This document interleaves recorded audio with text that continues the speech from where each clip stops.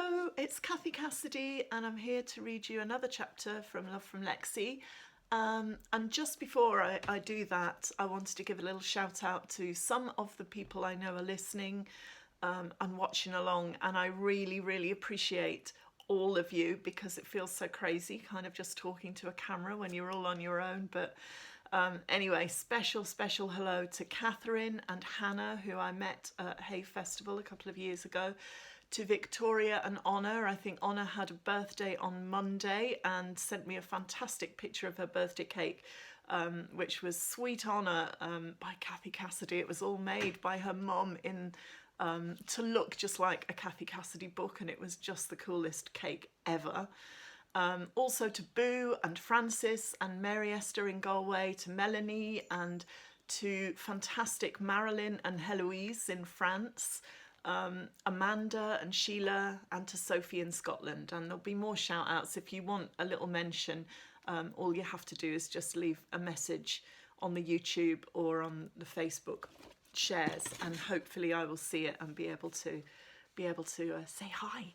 So here we go. It's going to be chapter 14, but before we get to that, there is of course the filler, and it's a letter, as often is, and this time the letter is to the men in suits again from Lexie, and it says, "Dear men in suits, I know a lot more now about what you were up to at Bridge Street Library yesterday, and I'm gutted you're going to close it.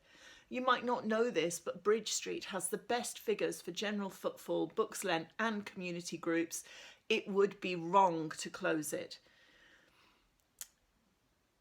Our band will have nowhere to practice, and our book club will have nowhere to meet, and the over 65s bingo and the knit and natter and the art club and all the other groups will have to stop. I am writing this under the desk in science, so I will keep it short, but I wanted to say I don't think you have thought about this at all. Please keep Bridge Street Library open. Love, from Lexie." So Lexie is really upset, as you can see, that the local library is about to close. And then we get to chapter 14, and it's called A Date.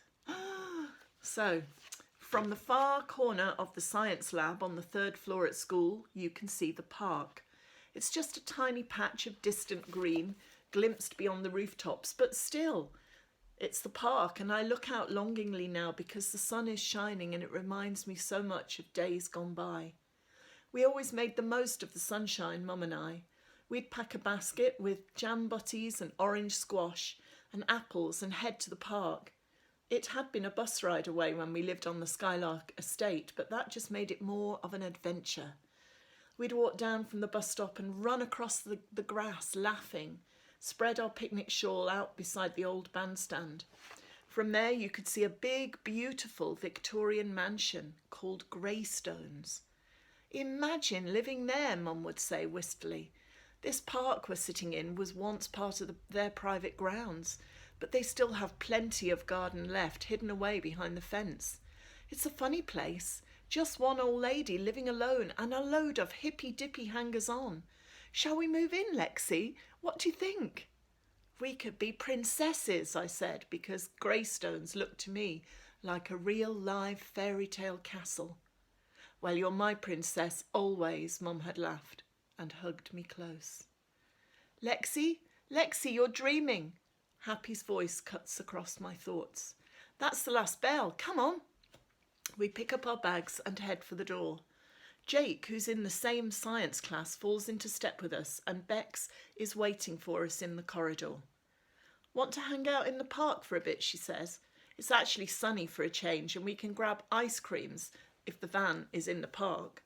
You too, Jake, if you want. Well, okay, why not? Minutes later, the 4 of us are walking towards the school gates. The buses are pulling away and most people have gone, but I spot Marley sitting on the wall, a guitar strung nonchalantly over one shoulder. I think about asking him along to the park too, then change my mind abruptly. All right, guys, he says, jumping up and wandering over. Afraid I'm going to have to steal Lexie off you for a bit. Thought we'd hang out at the Leaping Llama, yeah? Go over some band stuff. I'm speechless. Where does this boy get off? He's too sure of himself by half, just jumping in, assuming that I'll come with him without even asking me. To my shame, I'm torn between wanting to drop everything to go with him and irritation at his cheek. Happy and Jake look embarrassed and awkward, but Bex just curls her lip, scathing. So, Lexie, gonna let yourself be stolen, she taunts, and that just tips the scales. No, I say, firmly and clearly. No, I'm not. Sorry, Marley, if you want to meet up, it will have to be another day, another time.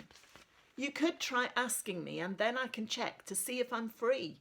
That's usually how it works. I'm sorry, but I've got plans right now. His face falls and I wonder for a moment if I've blown it. Will he ditch my dodgy songwriting skills and ask Sasha or Samir to work with him instead? Will he ditch me, full stop? Switch his flirty attention to someone new? I feel better for speaking out, even so. I am not a doormat. I get to decide what I will or won't do in this life and nobody else. And no matter how cute Marley Hayes might be, he does not get to boss me around. Is this because I'm not on board with your stupid library thing, he's asking. Come on, Lexie, the band comes first, that's all. Does it, I challenge. Can you play guitar okay with skinned knuckles then? Lucky it wasn't anything worse, like broken fingers. Did the band come first when you decided to get into another fight? It was nothing, Marley growls, just some chancer throwing his weight around. Sure, I say with a sigh, same as last time. Look, Marley, I've got to go. I'll call you then, he says, slightly sulky. Arrange something, maybe. Yeah, you do that. Ooh, burn, Bex says under her breath, but not so quietly that Marley can't hear. Right, guys, let's go. See you around, Marley. Lexie, don't be like this, he cuts in, catching my arm as I start to head after the others. Let's not fall out. What's the big deal? I'm sorry if I came over a bit too sure of myself, maybe. Bossy. I didn't think. Story of my life. But I didn't mean to be rude. You know that, right? I guess, I whisper. Marley, I can't talk now. When can you talk then, he presses. Tomorrow? We could do something then. Saturday afternoon? I want to say yes. I want to say yes badly, even though this boy is almost certainly not the boy I think he is, the boy I want him to be. He's a mess, battered and bruised with a side order of rude and selfish, but I like him anyway. My traitorous heart can't quite help it. The problem is that Saturday afternoons are when I hang out with Bex and Happy. If I ditch them for Marley, I will never hear the last of it. I can't, I tell him. Sorry, Marley, I have plans already. He rakes a hand through his fringe and his blue eyes blaze at me. What exactly do I have to do to get a date with you, Lexie Lawler, he huffs. Sunday then? Can I see you on Sunday? My heart is racing. A date? I can't work out if I'm happy or sad or just plain terrified. My feelings are all churned up, a tangle of anxiety and anger. Until a week ago, I barely knew Marley Hayes. I am beginning to wonder if things were better that way. Sunday, Lexie, he repeats. Please? Come on, Lexie, Bex is yelling from along the street. Hurry up. That girl is bugging me, Marley says. She's just looking out for me, I tell him. Yes, maybe Sunday, that would be cool. Maybe Sunday, he echoes. Lexie, you are breaking my heart. Definitely Sunday, okay? 4 o'clock outside the Leaping Llama. I'll see you then. I pull away from him and run after the others, and Marley calls after to say he'll see me soon, that he will be thinking about me. I think I have a date, I say under my breath as I catch up with Happy, Bex and Jake. A date? How did that happen? Cupid's arrow, Happy says, nudging me gently as we walk. You did the right thing, calling him out, not letting him change your plans. He's a good-looking boy, but he's too used to having things his own way. Don't let him take you for granted. I won't, I promise. He has a bad rep with girls, Jake chips in. You probably know that, right? He's dated dozens of girls and dumped them all, Bex reminds me. Plus, he is always fighting. It's like a death wish. Today he got beaten up by one of the sixth formers. Guy reckoned Marley had been flirting with his girlfriend. He's trouble, Lexie, just saying. Flirting with a sixth former's girlfriend? My heart sinks and my cheeks burn with shame. Does he like me, or is this all some kind of game to Marley? I can't work it out at all. I know, I say miserably. Look, it's probably not an actual date. He'll just want to talk to me about the band and stuff like last time. I'm not interested in him that way, honest. I am interested in him that way, sadly. I just can't help myself. Whatever you say, Bex says, exasperated. Happy just links an arm through mine and we head into the park. 10 minutes later, we're eating ice cream cones by the lake, watching a family of swans drift about on the mirror-still water. Talk turns to the library crisis again, and this time I'm glad of the distraction. We can't let them win, Jake is saying. I'll write a letter like you said and get my mum and sisters to do one too. I'm making a Twitter account right now, Happy says, glancing up from her phone. I can sort an Instagram and a Facebook page too when I come over tomorrow. Should we plan a protest, I wonder, occupy the library and refuse to move? Chain ourselves to the railings? How do these things work? I'll find out, Bex says. We need to contact the Milford Gazette and the radio and get the whole town talking about this. Happy frowns. The thing is, we all use the library, but not everybody does. A lot of people are like Marley and Dylan. They just don't get why it's such a big deal. The petitions have got everyone talking at school, but it's not all pro-library. Some people think libraries are old-fashioned, that we don't need them because we have e-readers and the internet. Idiots, Bex snaps. Maybe, Jake argues, but we do have to convince people, don't we? Labelling them idiots might not be the best way to do it. Okay, Bex says, point taken. We've got to show them that libraries matter. Yes, I say, if we could actually get people into the libraries and let them see for themselves, we could go into primary schools and talk to the kids, get their teachers to bring them along to listen to a story and get a library card. Yes, good one, Happy agrees.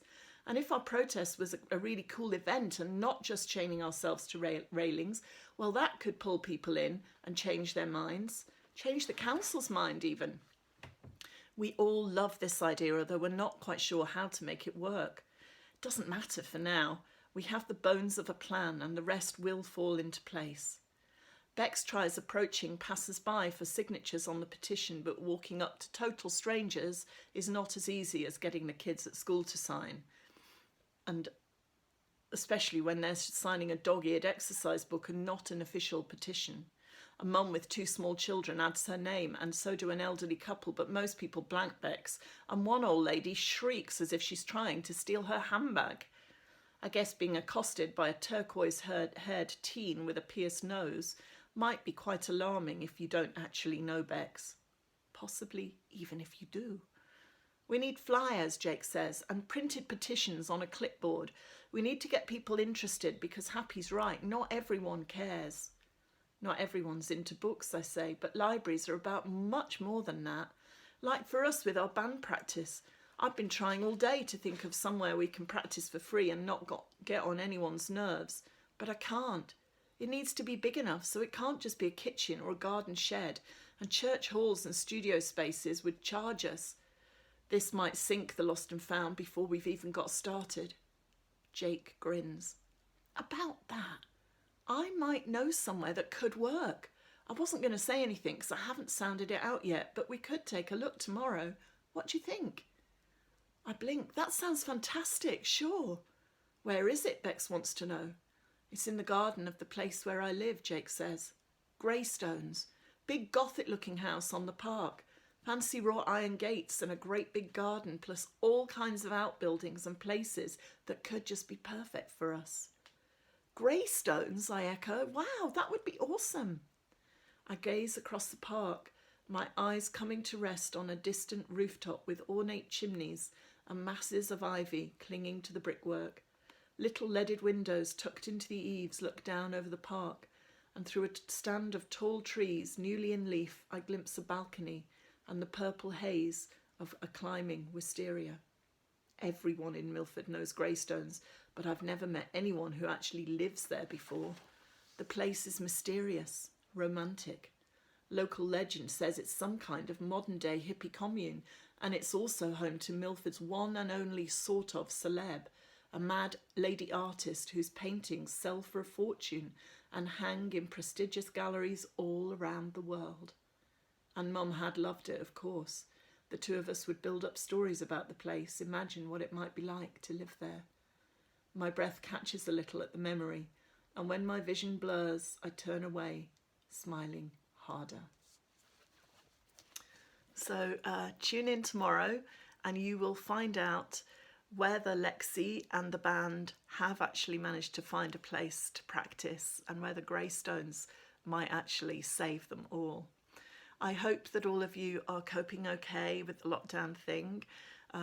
Week 3 now, and yeah, it's not easy, but tuning in for a little bit of an escape can help a lot, and losing yourself in a story. So take care, and I'll see you tomorrow. Bye bye.